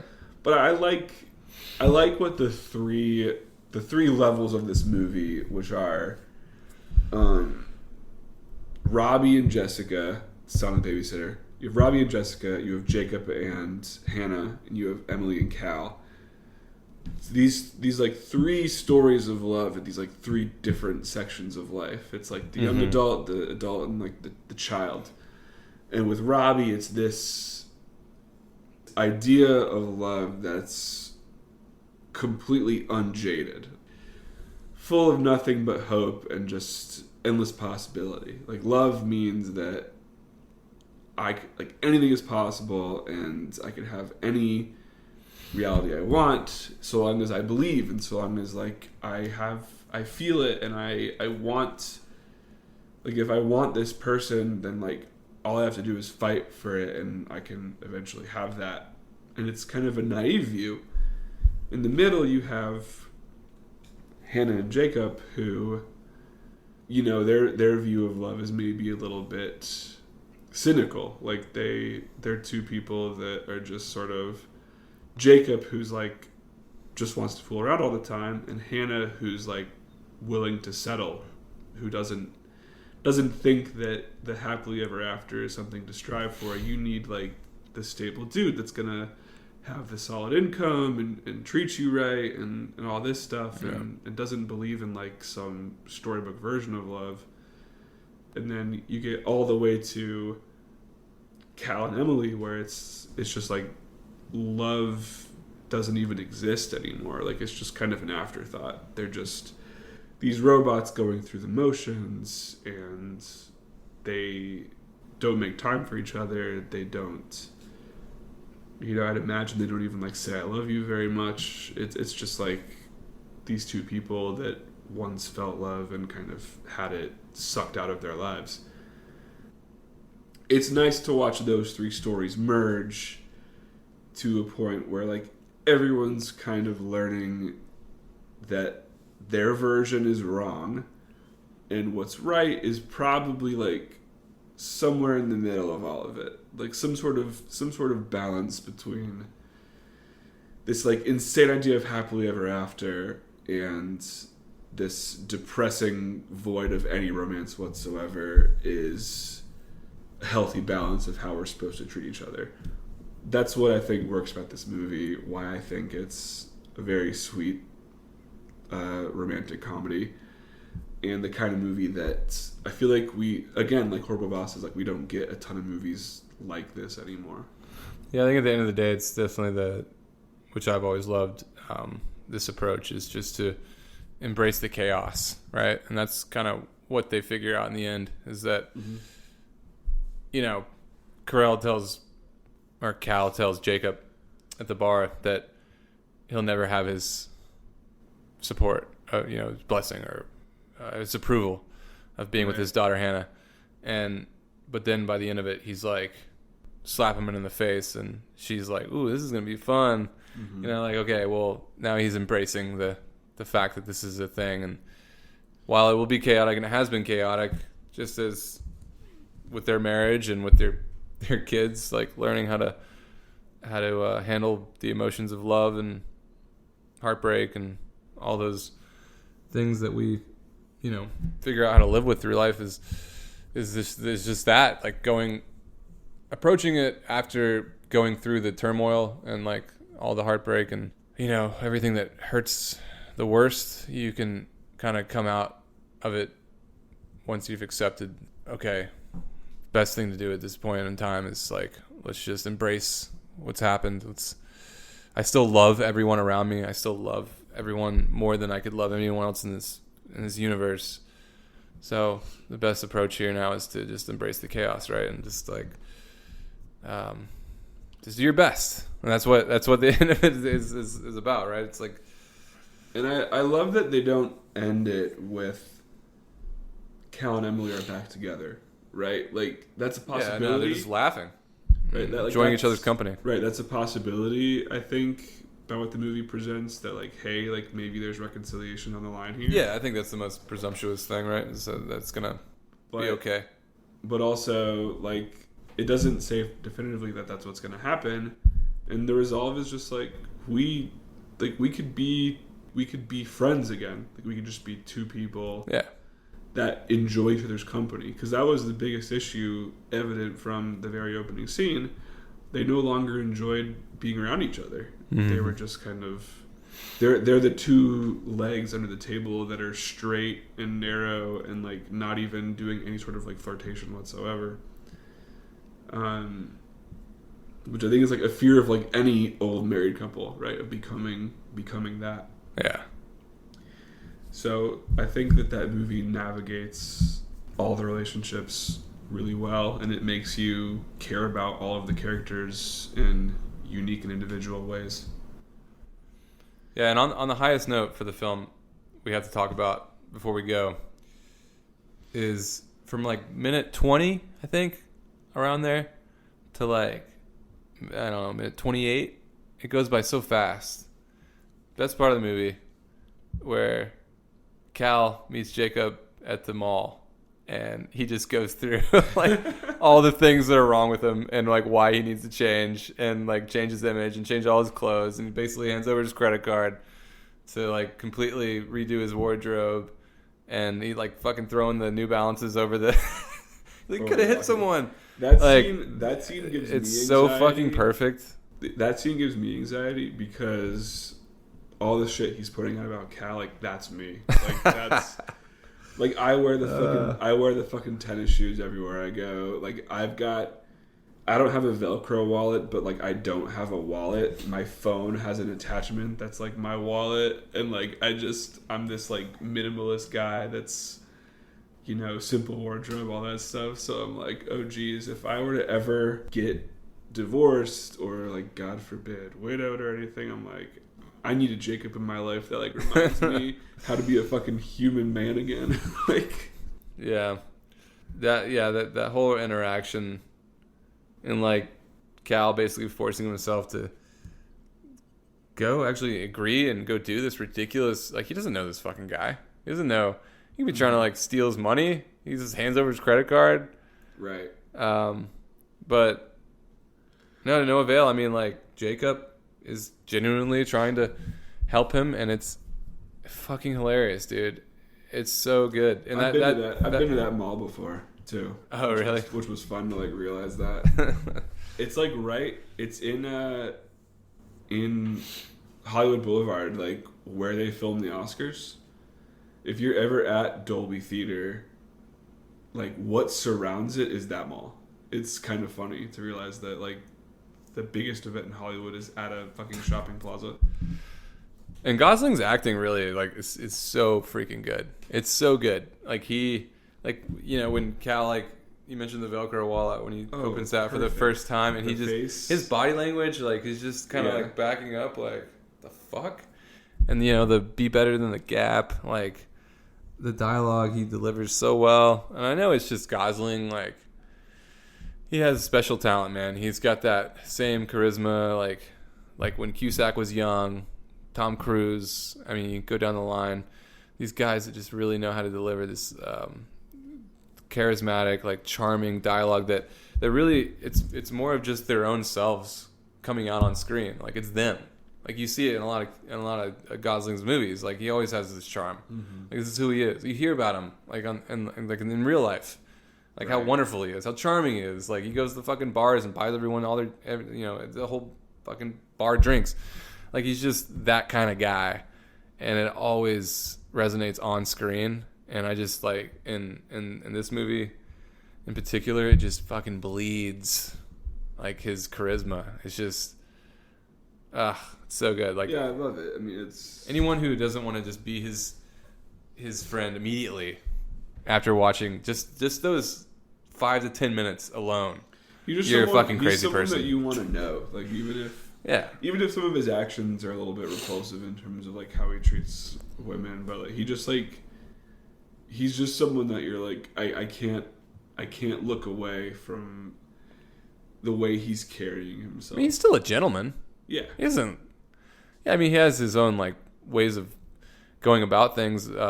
Mentally, but he's still a gentleman. Like, if a woman says no, like, she says no, or she, like, it's like with Emma Stone in particular, which is why he's so attracted to her, right? It's because she actually turned him down. But he never once like disrespects or forces anything upon anyone. It's just like he just says, you want to get out of here? Yeah, it's just he's a fucking player, man. Yeah, he's an OG player. So he does it really well. Like, he's a great version of that kind of character. Yeah, I don't know if I go back, the infamous "it's like you're photoshopped" line. I always think about that was a huge trailer line, and it's in his reactions to even when she says stuff like that, he's just like, the fuck, this is my body. Yeah. I go back. I give Gosling. I give him a a Best Supporting Actor nod. I mean, just a nod. He doesn't win it, but give him a nod. Keep it in mind. Keep it in mind for later in the year as a shout out. Like, I had really considered it before, but it is. That's right. It's a big year for Gosling. He's in Drive too, which we'll get to later, but it's something that I do every year, where like I kind of like go through and look at the performances, and him and Carell specifically are two that I consider as really, really strong contenders from this movie. I think Gosling is modern day. What do you want to call him? Like Clooney, or I think Clooney's kind of perfect. Yeah, like I think that's exactly who I think of. He could be Danny Ocean, you know. Yeah, he's gonna age with us. Well, I guess he's closer to my age, but like for me, I think he's older. He's just gonna keep. He's gonna keep being this incredible actor until like he's 40. Yeah, so he's 3 years older than me. Yeah. He's gonna keep being this incredible actor, just till we're both dead. Like I just, you know, he'll be doing like you see Clooney nowadays, Brad Pitt. I hope so. He's really like Leonardo DiCaprio. Like he's in that. He's getting into that. He's shown that echelon now. He's shown this ability. And speaking of him and Stone, they like have obviously electric chemistry. They do La La Land together, a movie I love a lot. I think they're magnetic in that movie as well. It was evident by Crazy Stupid Love how much chemistry they had. Isn't there a third one they do together too? They did Gangster Squad together. That's right. I've still never seen that. I've never seen it either. It's just like a really poorly reviewed film, so I never checked it out. But I thought it looked okay. Yeah, I forgot about that one. They obviously have this great chemistry because they keep getting cast. They're like the Tom Hanks and Meg Ryan of right, exactly, of modern time. But he's done like some roles recently, like in First Man, like in Still haven't seen that. Blade Runner 2049. That's one of my favorite movies of the past 10 years. Mine too, and it's just it's different than this, right? He's not doing the, which is what I love about him, is that he has that range. He can do Blade Runner and he can do Clooney. Whereas I always feel like Clooney is playing Clooney in like every fucking movie. He's got more range. The one where Clooney maybe gets like the most serious is The Descendants, which we'll also do later this year. He's got a DiCaprio range. DiCaprio does the same thing, right? Yeah. He can be super charming like Gatsby or... Right. But then he goes and does something like Shutter Island. I mean, think about The Big Short is another Gosling performance where he's just like dialed up to the Clooney level, like 100%. And he's just like this like smooth talking. Like, yeah, like that could be Danny Ocean, you know? But yeah, I mean, I love him. I think that this is a great showcase of him and all of them, really. I think that Carell and Moore is like one of the better uses of their movie star charisma for a film. So I think that'll do it for us, though. I think we talked a good deal about these three movies. It's clear that we have a lot to say about them. But we will wrap up the July edition of Back to the Decade, come back in August, and wind down the rest of 2011 in film. Until next time, we'll see you later. I love you, Ryan Gosling.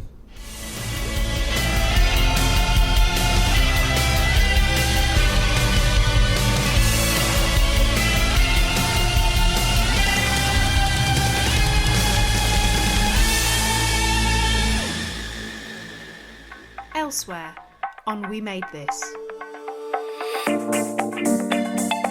Between the Notes, a TV and film music podcast. It's a prequel to Natasha's death in Avengers Endgame, but it's also in between lots of other stories that we've already seen. And she reconnects with her Russian family, her Russian sister, played by Florence Pugh, and has to take on an evil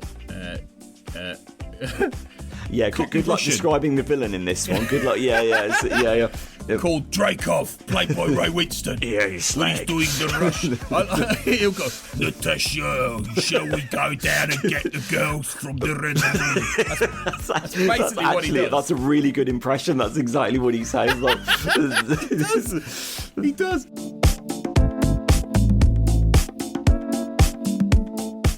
Giddy carousel of pop. I was a big fan of Howard Jones at that point. I was actually in the Howard Jones fan club. It was very personal. His wife, I think his mum ran it, and you could write them all sorts of silly things, and they'd always send you a little postcard back. And I think they sent me a postcard once, and it had Howard signed on it in like silver marker pen. You know, like everything in the 80s was signed with silver marker pen. And I remember writing back to them saying, "Thank you for this. Did Howard really sign it?" And they wrote back to me and like, "Yes, Howard did really sign it." I fancy going through all that trouble. But they're like, no, yes, Howard did really sign it.